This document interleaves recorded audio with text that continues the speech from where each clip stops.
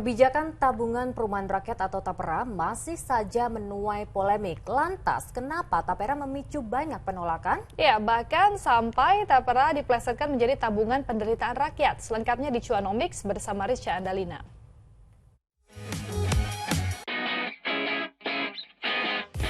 Hai, Cuanomics di sini. Apa kabarnya di sana? Pro kontra soal tabungan perumahan rakyat atau TAPERA ini emang nggak ada habisnya ya. Jadi emang sih pemerintah mengklaim kalau program TAPERA ini bisa membantu masyarakat berpenghasilan rendah biar bisa punya rumah sendiri melalui KPR TAPERA. Nah, hitung-hitungan KPR TAPERA ada di sini ya. Kalau dari hitung-hitungan itu ya oke lah. Tapi tidak semudah itu, Ferguson. Ada urusan yang lebih jelimet yang bikin TAPERA ini menuai banyak sekali penolakan di mana-mana. Sampai-sampai nih ada plesetan yang bilang TAPERA adalah tabungan penderitaan rakyat dong. Mungkin karena itu juga ya pemerintah akhirnya berencana agar penerapan TAPERA ini bisa jadi nih lebih lama dari tahun 2027. Karena mungkin ya masih ada yang perlu dikaji dan dipertimbangkan lagi. Tapi ya kita lihat aja ya nanti perkembangannya seperti apa.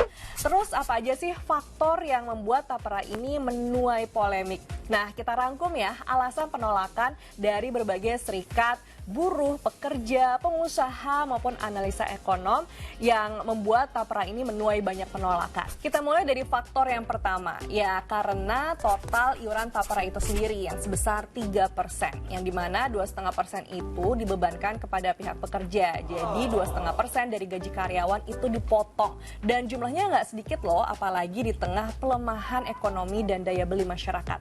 Belum lagi nih, pekerja juga dibebankan dengan berbagai potongan gaji lainnya. Misalnya nih, kayak BPJS Kesehatan, BPJS Ketenagakerjaan Jaminan Hari Tua, BPJS Jaminan Kecelakaan Kerja dan Jaminan Kematian, BPJS Ketenagakerjaan Jaminan Pensiun, serta pajak penghasilan. Terus faktor yang kedua adalah dari 3% iuran TAPERA itu 0,5%-nya dibebankan kepada pihak perusahaan. Nah, kalau itu sih udah pasti ya, pengusaha mengeluh karena beban pengeluaran perusahaannya jadi bertambah. Lanjut ke faktor yang ketiga, yang dimana harga rumah itu kan pasti naik ya setiap tahunnya. Tapi belum ada jaminan kalau kenaikan harga rumah itu akan disesuaikan dengan kenaikan gaji karyawan.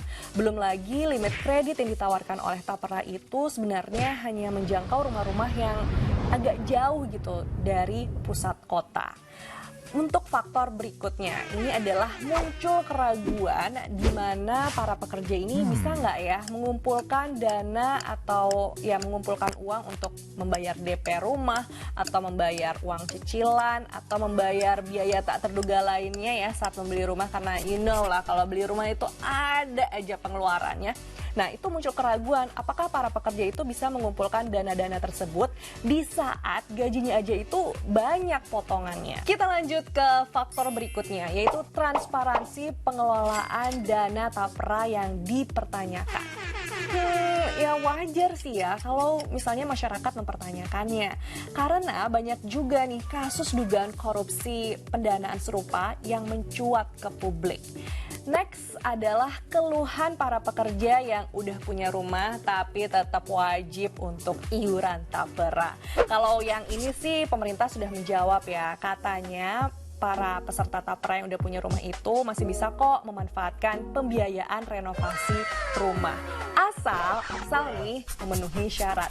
Tapi kalau yang tidak memenuhi syarat itu masih bisa mencairkan tabungannya saat pensiun nanti, PHK, atau meninggal yang akan diberikan kepada ahli waris. Sebenarnya sih semangat TAPERA ini udah bagus ya, makanya kebijakan sejenis juga sudah diterapkan di negara-negara tetangga. Kayak di Singapura ada CPF dan di Malaysia ada IPF.